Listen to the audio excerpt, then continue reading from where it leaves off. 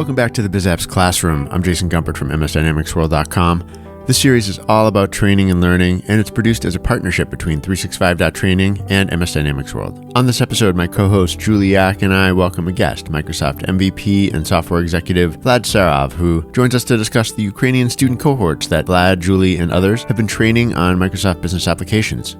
This project has faced a range of challenges, starting with the conditions and hardship faced by many of the participants in Ukraine, but also including issues like translating lessons, communicating on the right platforms, and helping make new adult learners comfortable with some of the conventions and fundamentals of the business applications world. Vlad and Julie discuss how the program came into existence, the team effort that was required to launch it and keep it running, the outcomes for graduates, like the chance of new employment opportunities, and how they hope to expand the training to more cohorts in Ukraine and perhaps in other parts of the world. All right. Well, hi, Julie. I am ready to start another episode here. Great to have you. We also have a special guest today, which is, I think, a first for our series here, wouldn't you say?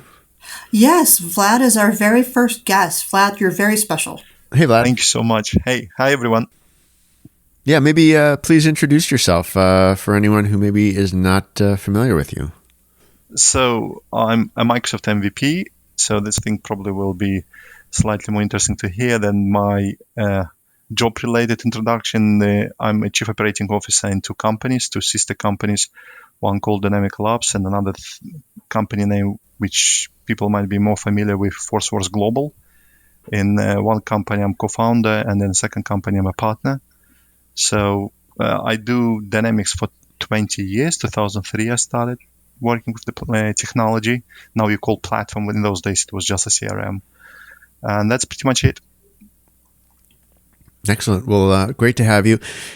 Julie, having Vlad on was your idea. I was obviously happy to welcome him, but why don't you tell us why you wanted Vlad to join today? Well, Vlad's a friend of mine. We've been friends for longer than he's been an MVP.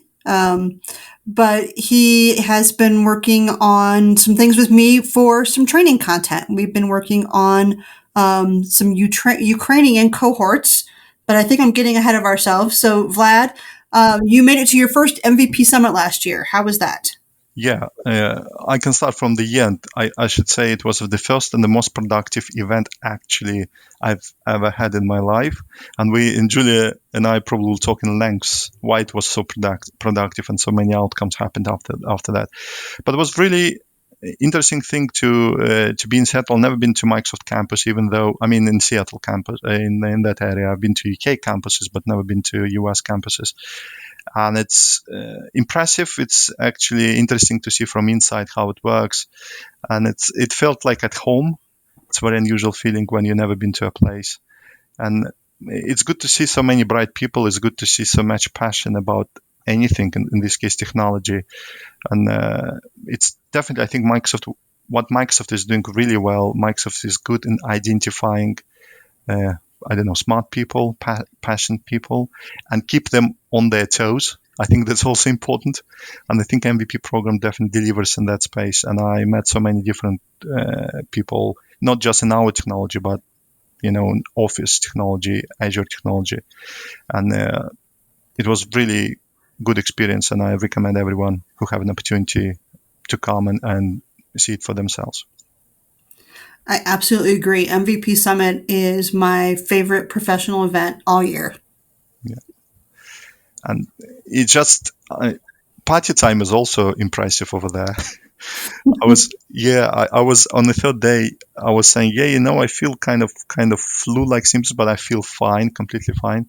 And they were saying, no, it's actually MVP thing getting to you, because you spend the entire day in sessions, and then evening you want to catch up with all the new friends, and it takes toll on you by the third day for sure. But it's great fun. Yes, we are exhausted by the time we're done, right? Yeah. And everyone's happy to fly back home at the end. Yes. So I remember we were out to dinner with a group of friends. Mm-hmm. I think we were at a Brazilian barbecue where we were just bringing all the meats, and you and I sat across from each other, and we were hatching a plan. Yes. Do you remember that? Yeah, I remember very well. But do you remember a taxi drive before that? Oh, no. Okay. Okay. Refresh my memory. So it was actually a weird cab drive. It's one of those kind of people who believe in destiny. They might say, "Oh yeah, it's something like that."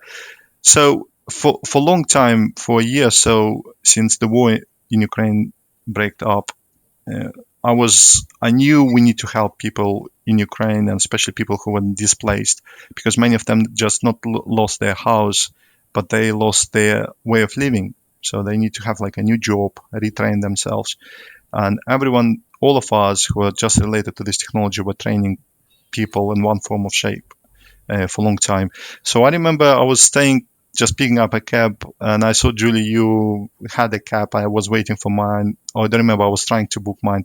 And I asked, can I use yours? And you told, yeah, why not? And then in the car, you and I started having a conversation about everything. And I mentioned the idea of Ukrainian training program, and was really impressive. And I think all the credit, Julia, goes to you. I felt that you actually care, because I pitched this idea to a couple of people, and I need to say, we have a small practice, like 30, 40 people, and the programs we run internally cannot be really scaled to hundreds of people.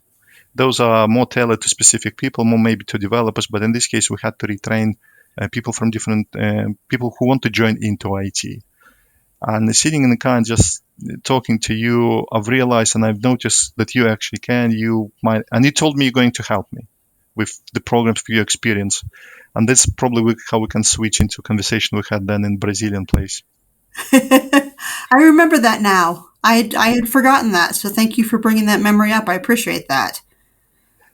And in the Brazilian place, yeah, we're sitting in front of each other, and you told me you have a plan. And I was thinking, yeah, it feels like it's actually something going to happen, because I had a conversation with somebody else a few times, and it never got beyond, yeah, let's do something. Yes, I'm definitely a let's make a plan and make stuff happen kind of person. So what did we wind up making together? Yeah, so what we have now, we have a program which had more than, I think, around 300 people, a few hundred people for sure, who passed through the program. And we have people who got certified on the back of it. And it has all thumbs up. Everyone is excited. I definitely can tell it's a great program. And in this podcast, we're probably going to explain how it works. And we need to share some of pitfalls or some of challenges any of these programs have. Yes, and I think it's an important disclaimer that I cannot speak or read Ukrainian in any capacity, yet somehow we have figured out how to make this work. Yes, and more than that, you're not even having opportunity to, or maybe being able to speak Ukrainian, you still do the assessment of the homework they do, assignments they have. Well, that's the technology. So we've used Power Platform, so students can submit information through a standard Microsoft form, and they can answer the questions in Ukrainian, which then goes into a flow, which translates it, puts that translated information into a Dataverse record. I then evaluate the assignment in Dataverse and input my responses to their assignment, the grading, so to speak. I put it in English. Then the outbound flow that sends the correspondence to the students then translates it back to Ukrainian so that they're receiving the feedback in Ukrainian. Exactly. And no one ever complained about translation or assessment. Actually, everyone is so impressed. And I'm going to tell you, Julia, I don't think I ever told you. I think people assume that you somehow still speak Ukrainian. Maybe you cannot talk Ukrainian, but you can read and write. I've never had any concerns, any questions that people couldn't understand what was the response. It was always on point, very sharp. And really, people appreciate your contribution there for sure. So it's all the technology. And so let's take a step back and talk about the originating program. So this started as a business applications professional skilling program that Microsoft still has now, that is a collection of lessons on Microsoft Learn. And it's meant to take someone from I'm a farmer and want a new job to being someone ready to find a passion in Microsoft technology. Yeah. So Vlad's team translated that content to Ukrainian, and we made minor modifications to make it something that would work for our audience. Yes. And what I need to highlight, it was a godsend in a way, this program, for one reason. If you go online, there are plenty of free courses. Another disclaimer we need to mention from get-go, and maybe we'll mention a few times again, it's free. It's a program which is free for students, and they get actually a lot of attention, even at one-to-one level, kind of mentorship level of attention, for free. And I think we need to say thanks to everyone who's helping, for you, Julie, and people who helped to create this program. And my team, I have at least 3 people who are helping me just to translate everything into Ukrainian. So I think why I said it's a godsend, for one simple reason. If you go online and check any of free courses, they will be either, as we call in Microsoft world, level 200, level 300. So level 100 to level 200, level 300. So it's kind of advanced, still advanced, but we need to have something. No one can easily find something like level 50, I don't know, level 10. So literally a farmer, like you mentioned. And by the way, we have on the course a lady who was working in a grocery shop as a cashier desk operator. So for her, just even trying to learn about dynamic CRM, or I don't know, the SE as it's called now, or I know F&O, even those words is European CRM are words she never heard about. So something which is just before any level of technology complexity, which can explain in simple terms how you can navigate the world of technology, is you wouldn't find those courses easily online. Those courses do not exist in English, and definitely not in Ukrainian. So that was a huge help to locate this course, translate, and give into people's hands who want to switch careers into IT. Yes, and there are so many people beyond our Ukrainian audience that need this type of program. And so we've just been fortunate enough to find a group of, there's about a half a dozen of us or so, Vlad, that work through and maintain this program? Yeah, and I can tell maintenance is a huge effort also for you, I guess, Julie, because you send some of materials about Copilot and AI, and you cannot have a calendar of announcements coming from Microsoft, major announcements. So you have to, you have to catch up, and you have to be up to speed with changes, and for us to translate. It's a big deal to have a course which wasn't just published 2 or 3 years ago, and students need to catch up themselves. You updating and maintaining could just be up to speed with the latest and greatest in the technology world. So that's a huge advantage. What I'm trying to say, I don't think there is a lot of competition in this space. And if we remind people that it's free, it's kind of no-brainer. Yes, and so I don't feel that there's any competition in this space, because there shouldn't be a competition. If we're helping people, we should be helping people. So think back to some of the students that we've had. What kind of stories can you share from them? So I've mentioned that story of cashier desk operator. So I can give a couple stories. So she's from Ukraine. Her husband is actually missing in action, MIA. So that's a kind of sad story of daily life which happening in Ukraine today. So for her, this course served 2 purposes. First of all, it gave her a hope she can probably translate or transition a new career. And she doesn't speak English, so Ukrainian language was huge. The fact that it was in Ukrainian language, it was huge. But second thing, which is super important for her, she shared, it was distracting her from her day-to-day life, with her husband missing in action and her son being ill. So it's a lot of kind of heartbreaking moments there in this course, since this is the audience we have. But she was so excited about the course. She was so motivated. She was one of very few students who persisted through entire course with high energy, and she was actually missing. And she's saying, "Are we going to have level 2 for the same?" And it was really impressive, and a lot of kind of interesting moments. But just not give just the sad stories, we have another funny, more kind of entertaining story, where a student was asking, "Wait a moment, Microsoft has something beyond Microsoft Word and Excel?" So Yeah, so we said, yeah, it's actually, yeah, they do. So, well, I was thinking just Google taking everything else, like Google Docs and Microsoft, not Google Docs, sorry. She was referring a couple of local applications they have for example, for bookkeeping was an app called One S. So yeah, so some people, for them, it was a huge discovery that Microsoft has more than two products. So from a practical perspective, what is the student's experience? So they have every week, they get a set of materials which Julia provides and we translate as it was mentioned. So every week they get a list of reading they need to do, videos to watch through, and then twice or once a week they have one-to-many or one-to-one call with a mentor, or in UK they call it tutor. A person who is, it's either me or my somebody from my team who have deep knowledge in technology, and we sit on that call with people being able to ask questions. But majority of time they don't have actually a lot of questions.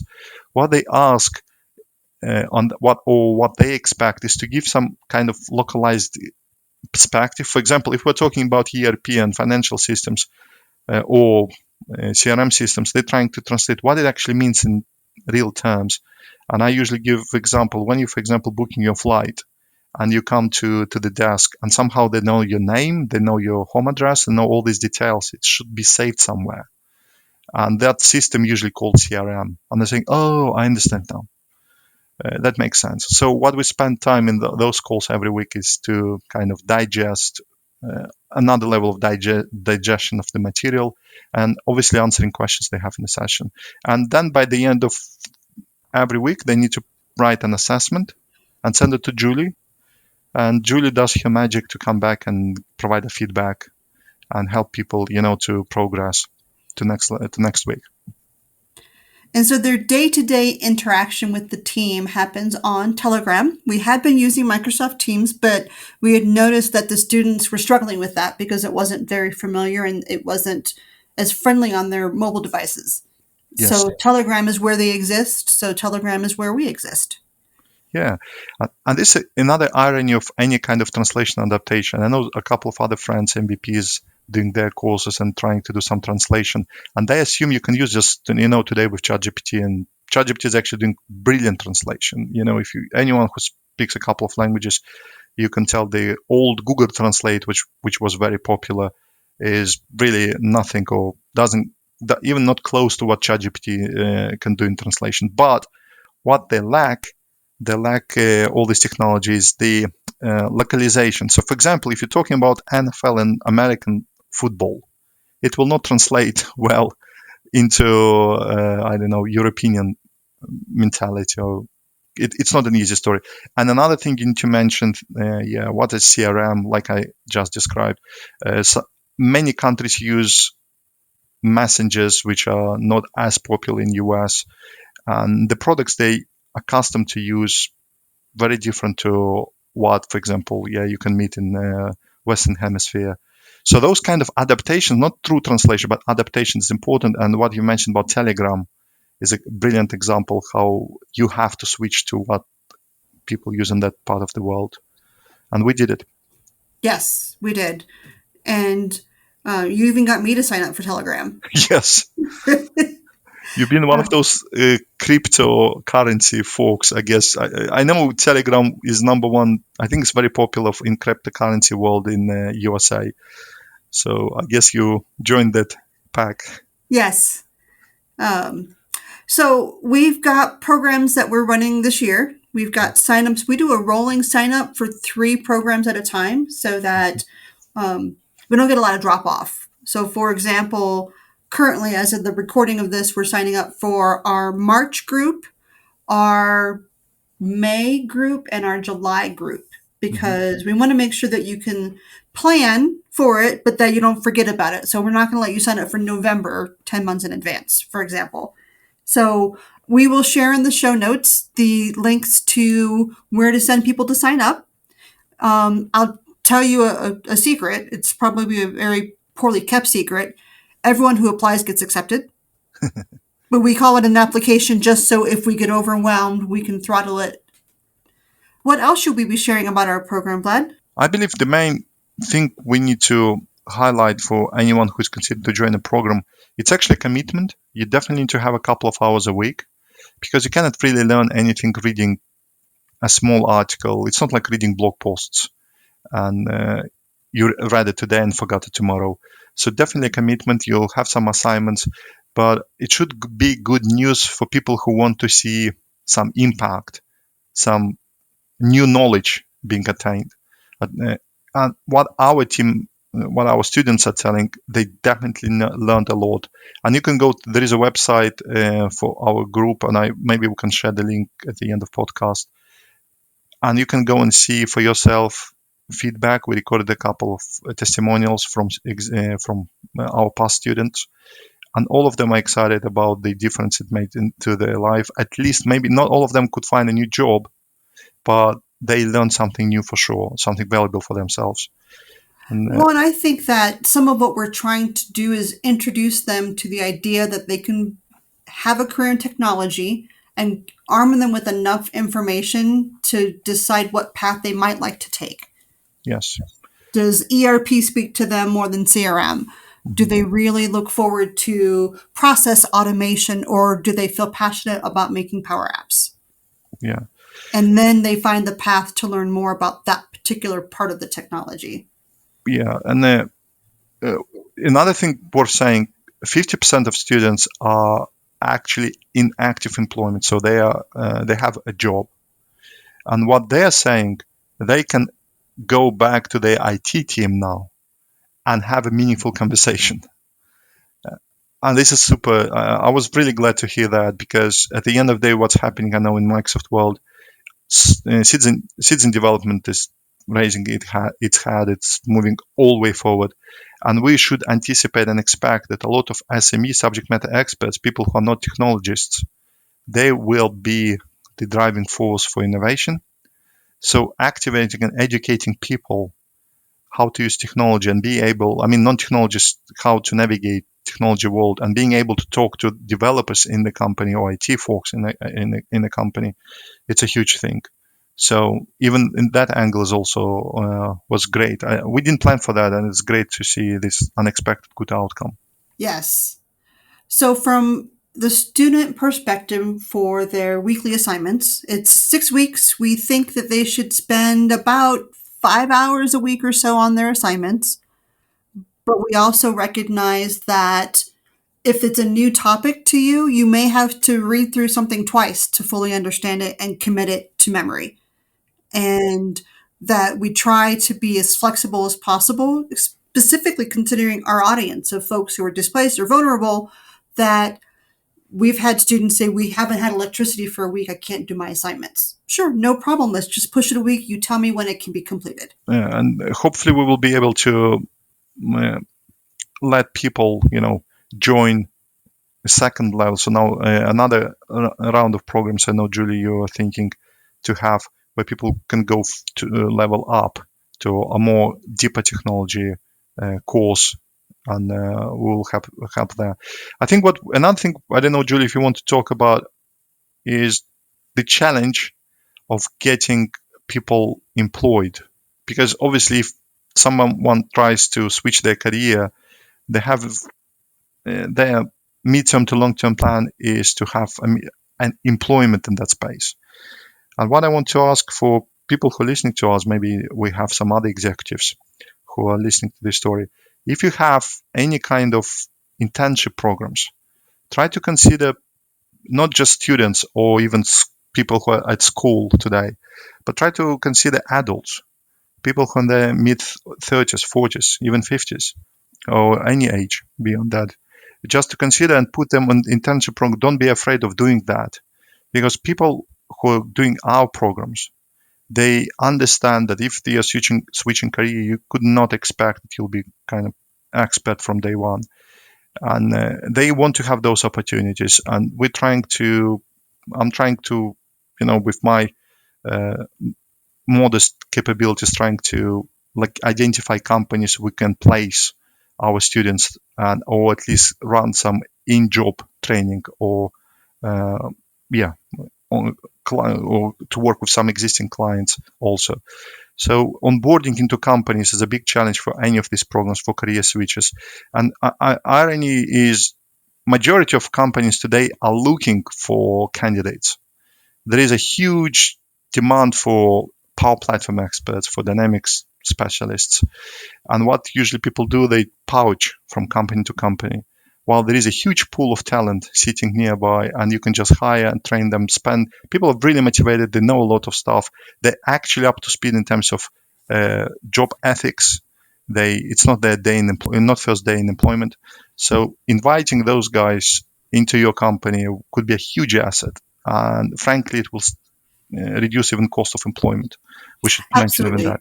We don't have to teach them the importance of following through. We don't have to teach them how to ask questions because they're not sure who to speak with. The career switchers have already had oftentimes success in another career.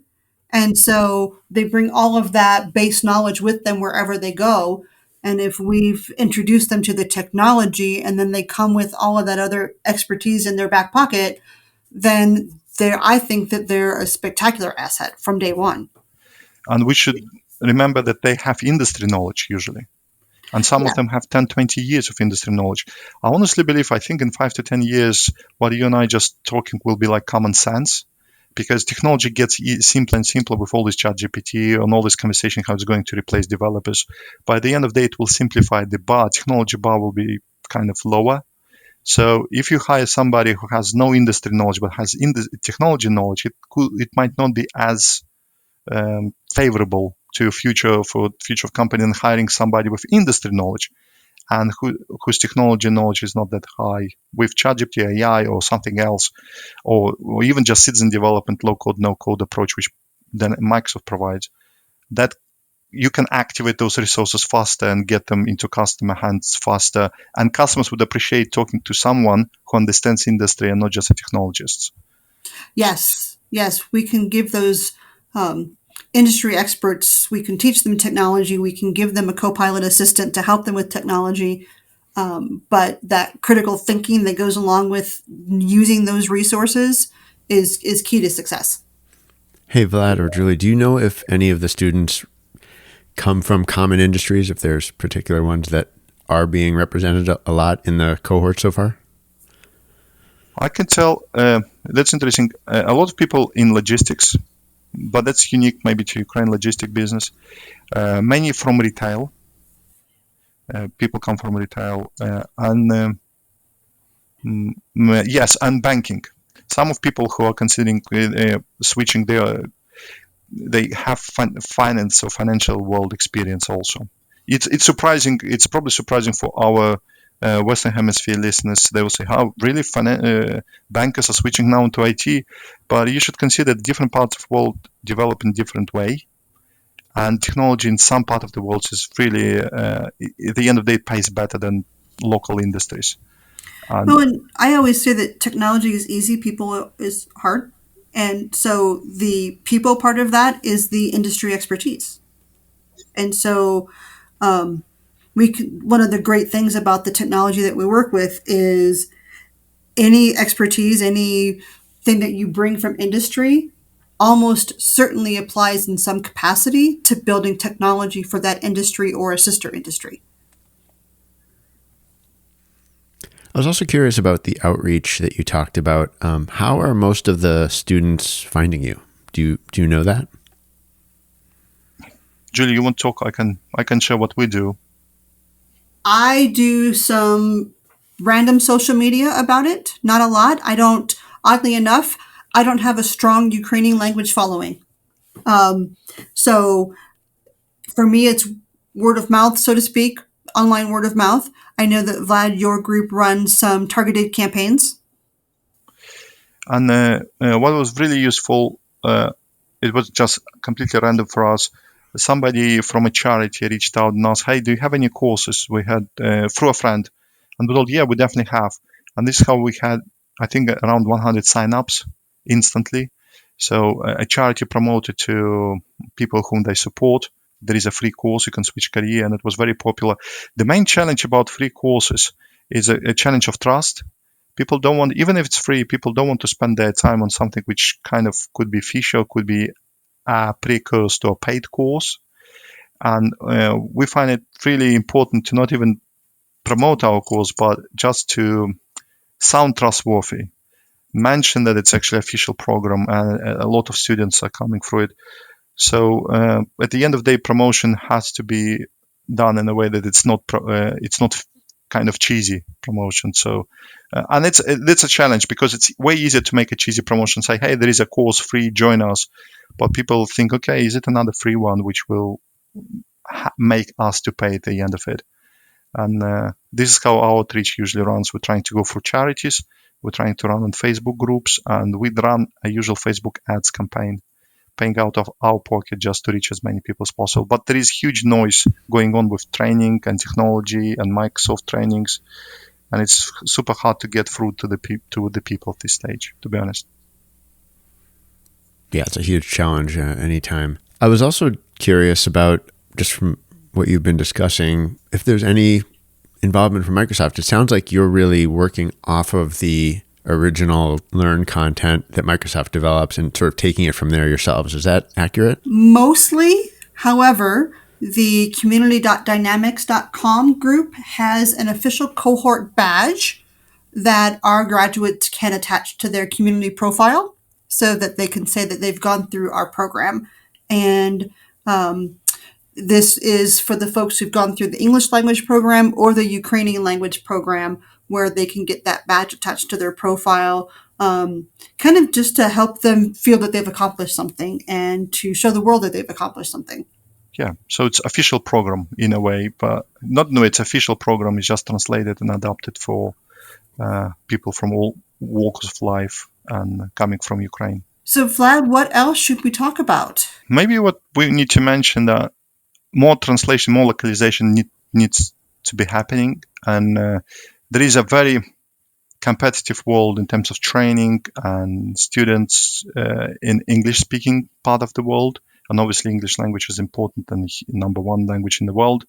But there are still a lot of pockets, and even it's hard to call them pockets. I think it's kind of small oceans of regions where Microsoft technology is not that popular.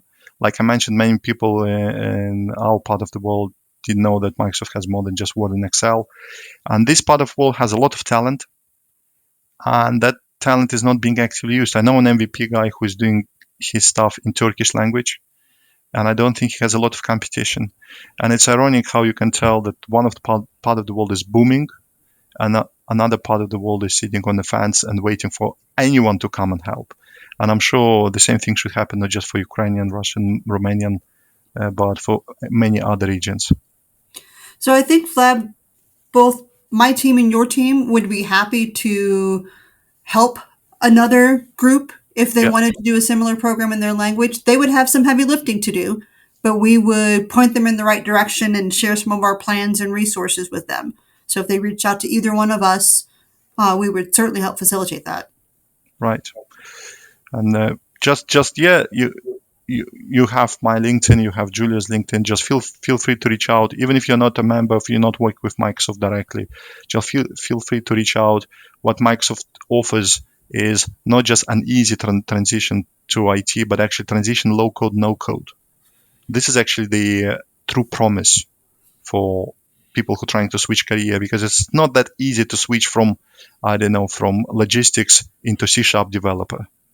That's kind of, that takes considerable effort.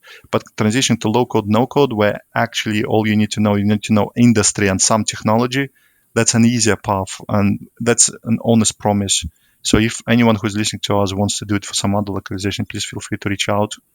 And another thing I need to say, if you're a student and you're thinking somebody who speaks Ukrainian and that someone needs to switch career, just reach out to us and just join our courses. I think that's a great way to end. Yeah. So thank you so much, Vlad, for joining us. I really enjoy working on this project with you. It just makes my heart feel good. Yeah. Thank you, Julie, for leading us. And without you, it will not happen. It would not happen for sure. Jason, any last words? No, it's been great to hear all this. I mean, I had a few questions going in, but you really covered all of it as you both were talking there. So yeah, thank you so much for sharing. I learned a lot. I hope our readers have too, and we will include a bunch of links and contact information and so forth in the show notes. Awesome. Thank you so much for joining us today, Vlad. Thank you so much for having me. Thanks for joining us once again in the Biz Apps Classroom. We hope to see you back here soon. For all the resources and references mentioned in today's episode, check out the show notes. And if you want to get in touch with us, you can do that by email. I'm jason@msdynamicsworld.com, or you can reach Julie at 365.training. We hope to see you again soon in the Biz Apps Classroom.